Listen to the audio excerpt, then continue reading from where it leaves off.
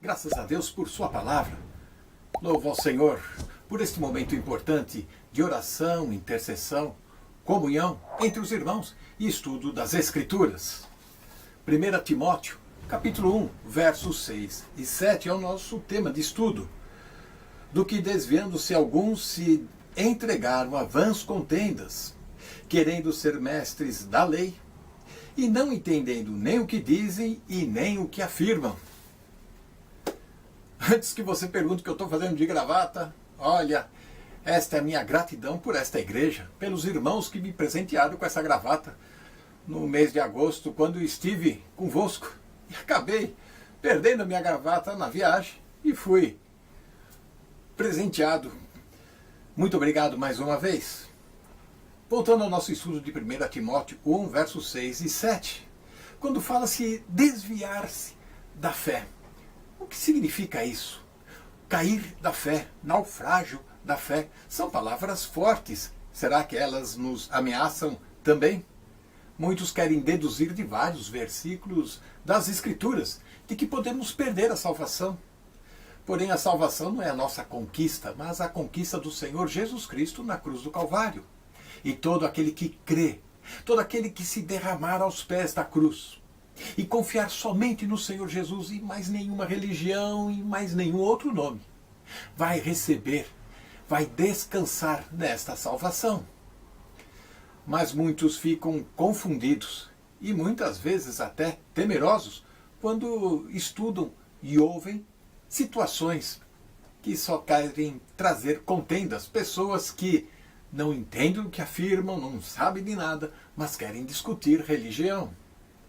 Vamos destacar principalmente nas cartas pastorais, duas passagens, e uma também que Paulo fala em Gálatas, especificamente sobre o assunto que estamos destacando. Gálatas 5, no verso 4. Separados estais de Cristo, vós, os que vos justificais pela lei. Da graça tendes caído. Paulo está aqui falando de pessoas que professam uma fé, e mais ainda, pessoas que querem se justificar através das obras da lei. Muitas pessoas querem se justificar por merecimento, por caridade, por esforço próprio, querendo assim barganhar com Deus, querendo assim negociar com Deus algum pecado, algum lado frágil, e assim compensando, com dando esmola, sendo voluntário em alguma obra. Olha, a justificação por obras é contraditória à graça bendita oferecida por Senhor Jesus lá na cruz do Calvário. Um exemplo típico disso nós podemos extrair de Hebreus capítulo 6, verso 4 até verso 6.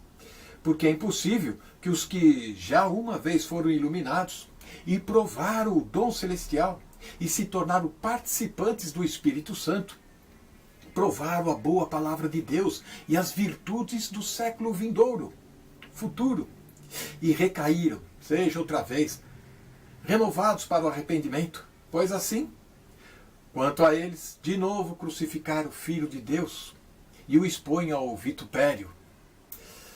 O que Paulo está mencionando aqui, exatamente o que queremos mostrar é que muitas pessoas têm o privilégio de congregar, de participar entre os irmãos, dentro de uma igreja, e assim assistir, e assim participar, sem se envolver, sem se entregar, sem se desenvolver também. Bom, um exemplo típico disso, Judas Iscariotes. Ele caminhou com os 12 discípulos do Senhor Jesus, ouviu os ensinos do Senhor Jesus, e mais ainda, os milagres na sua frente aconteceram e por intermédio dele também, junto com os outros 12.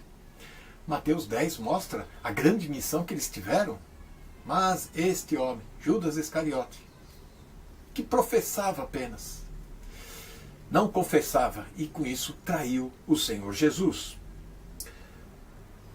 1 Timóteo 6, no verso 10, porque o amor ao dinheiro é a raiz de toda espécie de males, e nessa cobiça alguns se desviaram da fé e se traspassaram a si mesmo com muitas dores. A dificuldade com este versículo está achar que na Bíblia fé esteja sempre associada à fé salvadora.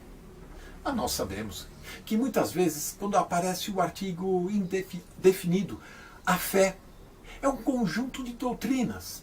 E no contexto, muitas vezes, das cartas de Paulo, principalmente uma carta pastoral, fé aqui é a fé do dia a dia, do caminhar cristão, que Paulo está se referindo. Veja que nesta passagem de 1 Timóteo 6,10, a fé daqueles que se desviaram está vinculada ao dinheiro, ao amor ao dinheiro. Isso mostrando que muitas pessoas deixaram de confiar em Deus, de depender de Deus, o Deus da providência, da provisão, para assim se entregar às coisas materiais. Colocam Deus em segundo plano e assim começam a cobiçar as coisas materiais e com isso deixam de andar por fé no dia a dia. Segunda carta de Paulo aos Coríntios 5:7 diz que andamos por fé e não por vista. A fé exigida em cada crente, para cada instante da nossa vida, pois sem fé é impossível agradar a Deus.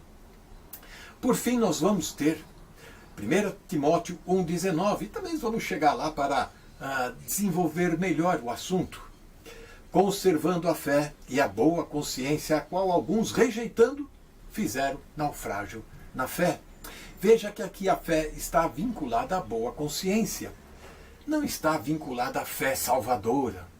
Não, é a fé do dia a dia. De fé em fé. A fé que caminhamos todos os dias. Veja que esta fé está associada à consciência. Isso significa a vida prática, que exige de nós um auto-julgamento da nossa conduta, da nossa atitude, pensamentos, palavras. Um examinar profundo do nosso ser. Por isso é tão importante participarmos da ceia do Senhor e assim nos examinarmos ao pé da cruz, daquilo que o Senhor fez para nos resgatar. Portanto, a salvação não se perde. Um exemplo está apenas no Evangelho de João, para sermos bem práticos. Capítulo 3, no verso 16, fala sobre a garantia que o Senhor dá da sua salvação. João 3,36, João 5,24, João 6,47 e João 10, verso 28. O bom pastor que cuida das suas ovelhas. É impossível perder a salvação, mas podemos nos atrapalhar na caminhada e por isso precisamos cada vez mais da graça bendita do Senhor para andarmos de fé em fé. Que o Senhor nos ajude. Amém.